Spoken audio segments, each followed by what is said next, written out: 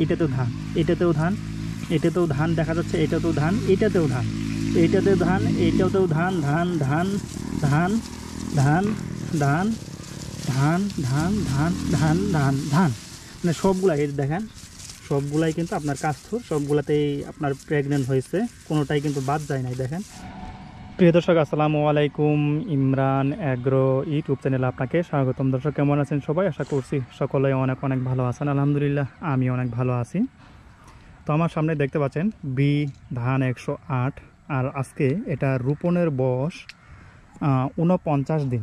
আমরা যেদিন রোপণ করছি সেদিন থেকে হিসাব করে আজকে 49 দিন। তো এই যে 49 দিন বয়সে আমার ধান 108 দেখতে পাচ্ছেন, খুবই সুন্দর অবস্থা আছে, খুবই সুন্দর অবস্থা আছে। আর আমরা মাঝখানে একটা করে বিলি কাটে দিয়েছি। বিলি কাটে দেওয়ার কারণ হচ্ছে, আপনাদেরকে এর আগের একটা ভিডিওতে বলছিলাম যে আমার এই জমিতে ইঁদুরের উৎপাতটা একটু বেড়েছে। তবে প্রাথমিক অবস্থায় আমরা যেই ব্যবস্থাপনাগুলো নিয়েছিলাম সেটা দিয়ে মোটামুটিভাবে যথেষ্ট থেমে গেছিলো। তো থেমে যাওয়ার পরবর্তীতে আবার 4-5 দিন পর আবার মানে আপনার ইঁদুরের একটু উৎপাত দেখা দিয়েছে। তো আবারও আমরা বিষ প্রয়োগ করি, খাবারের মধ্যে বিষ মিক্সিং করে জায়গায় আমরা প্রয়োগ করে রাখছি।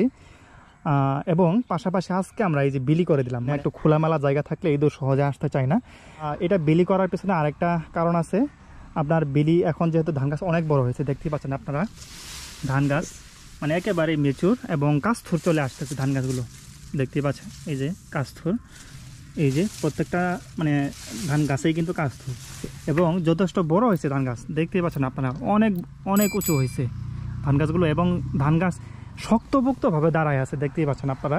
তো এই সময়টা কিন্তু আপনার BPH brown plant hopper current পোকা নামে আপনারা যে পোকাটা চিনে থাকেন, সেই কারেন্ট পোকা বা আমাদের এদিকে সুলসুলি পোকা বলে, এই ধরনের পোকা কিন্তু আপনার জমিতে আক্রমণ এইটাই কিন্তু উপযুক্ত সময়।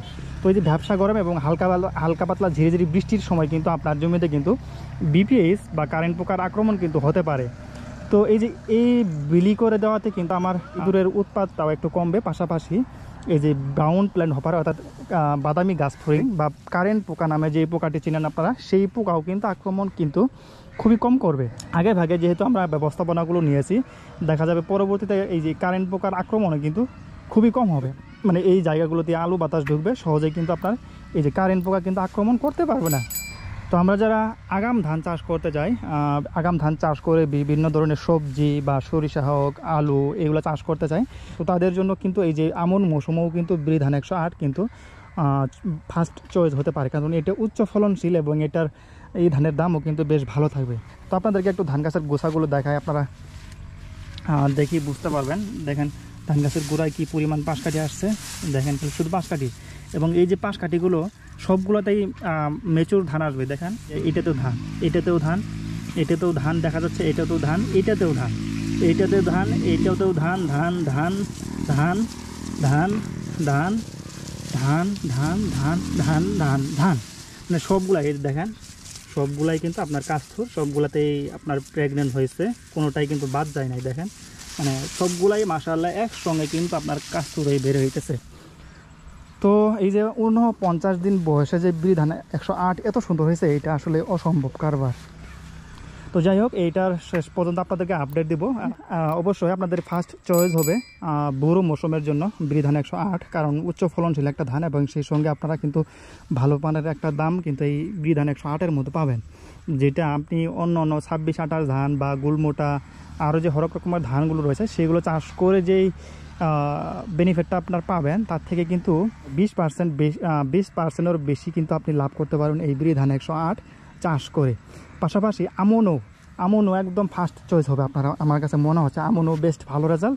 পাশাপাশি বুড়ো তো এটা একদম পারফেক্ট রেজাল্ট। আপনারা জানেন বুড়ো মৌসুমে এই যে 24 সালে কিন্তু তার কর্তৃক বিভিন্ন অঞ্চলে কিন্তু পরীক্ষামূলকভাবে এই 108 ধান ট্রায়ালমূলক বিভিন্ন অঞ্চলে কিন্তু এটা পরীক্ষামূলকভাবে চাষ করা হয়েছিল, উদ্ভাবিত এই ধান, এবং সেখান থেকে ভালো একটা উৎপাদন কিন্তু আপনারা আসছে এই 108 ধান। আমরা অনেক সময় দেখি বিভিন্ন ধরনের ধান রয়েছে মার্কেটে, বিভিন্ন ধরনের ধানই কিন্তু আমরা চাষ করে থাকি।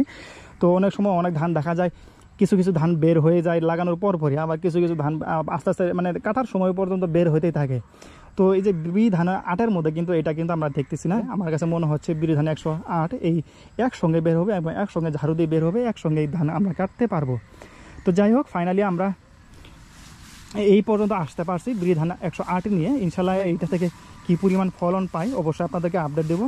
আর পরবর্তী আপডেটগুলো পেতে হলে অবশ্যই আপনাকে চ্যানেলটি সাবস্ক্রাইব করে রাখতে হবে। সেই সঙ্গে আমার যারা ফেসবুক থেকে ভিডিওগুলো দেখতেছেন পেজটিও কিন্তু ফলো দেওয়ার চেষ্টা করবেন, তাহলে কিন্তু আপনারা পরবর্তীতে আপডেট পাবেন এবং পরবর্তীতে ধান চাষ সম্পর্কে A to Z কিন্তু জানতে পারবেন, কীভাবে ফলন বৃদ্ধি করা যায়, কীভাবে ধান চাষ করলে উচ্চ ফলন আমরা হারভেস্ট করতে পারবো। এই ধরনের তথ্যগুলো কিন্তু আপনারা পরবর্তীতে অবশ্যই পাবেন যদি আপনি সাবস্ক্রাইব করে রাখেন চ্যানেল এবং পেজটি যদি ফলো দিয়ে রাখেন। যাই হোক, এটার সর্বশেষ আপডেট তো অবশ্যই পাবেন। পাশাপাশি আপনাদের যাদের ব্রি ধান 108-এর বুড়ো মৌসুমের জন্য বীজ ধান প্রয়োজন হবে অবশ্যই আমার সঙ্গে যোগাযোগ করবেন। ব্রি ধান 108 ভালো মানের বীজ পাবেন, একদম ভালো মানের, মানে বুঝতে পারছেন ভালো মানের বীজ মানে ভালো মানের উৎপাদন কিন্তু করতে পারবেন। আর যদি ভালো মানের বীজ যদি না হয় তো সেক্ষেত্রে কিন্তু ভালো মানের উৎপাদন কিন্তু তৈরি করতে পারবেন না। এবং আরেকটা কথা মনে রাখতে হবে, ভালো মানের বীজ আমি দিলাম, আপনি যদি ভালোভাবে চাষ না করতে পারেন তো সেক্ষেত্রে কিন্তু ভালো মানের বীজ দিয়েও কিন্তু লাভ হবে না। তো অবশ্যই আপনাকে ভালো রকমভাবে কিন্তু চাষও করতে হবে, যাতে করে কোনো ধরনের সমস্যা না হয়, সমস্যা তৈরি না হয় এবং কোনো ধরনের চোট যাতে না পড়ে। তো এই বিষয়গুলো কিন্তু মাথায় রাখতে হবে অবশ্যই। তো যাই হোক, অবশ্যই যাদের বীজের প্রয়োজন হয় ব্রি 108 ধানের আমার সাথে যোগাযোগ করবেন। নাম্বার দেওয়া থাকলেও পাশাপাশি ভিডিওর ডিসক্রিপশন বক্সেও নাম্বার দেওয়া থাকবে, আপনারা যোগাযোগ করবেন। বুড়ো মৌসুমের জন্য ব্রি 108 ধান সংগ্রহ করতে পারেন। এবং পাশাপাশি যারা আগাম ধান রোপণ করতে চান, আমনে আগাম ধান রোপণ করে বিভিন্ন ধরনের শস্য মানে যেমন সরিষা রয়েছে, তারপরে আপনার আলু রয়েছে বা সবজি চাষ করতে চান, তারাও কিন্তু এটা করতে পারেন, কারণ এটা খুবই আগাম হবে আমার কাছে মনে হয়।